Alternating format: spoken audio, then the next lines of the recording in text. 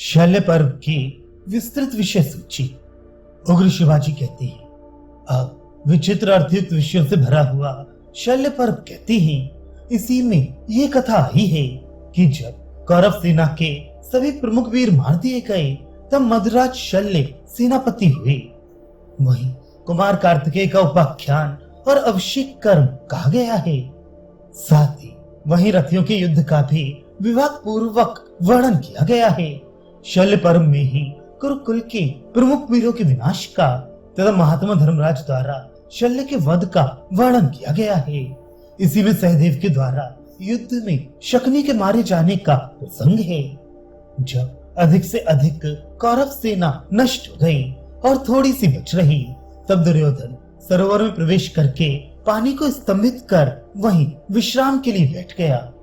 किंतु व्याधों ने भीमसेन से दुर्योधन को ये चेष्टा बतला दी।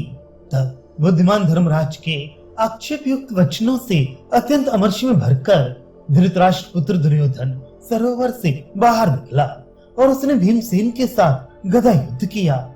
ये सब प्रसंग शल्य पर्व में ही है।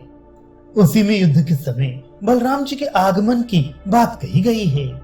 इसी प्रसंग में सरस्वती तटवर्ती तीर्थों के पावन महात्म्य का परिचय दिया गया है। शल्य पर्व में ही भयंकर गदा युद्ध का वर्णन किया गया है, जिसमें युद्ध करते समय भीमसेन ने हठपूर्वक युद्ध के नियम को भंग करके अपनी भयानक वेगशालिनी गदा से राजा दुर्योधन की दोनों जांघें तोड़ डाली। ये अद्भुत अर्थ से युक्त नवम पर्व बताया गया है। इस पर्व में 59 अध्याय कहे गए हैं, जिसमें बहुत से वृत्तांतों का वर्णन आया है। अब इसकी श्लोक संख्या कही जाती है।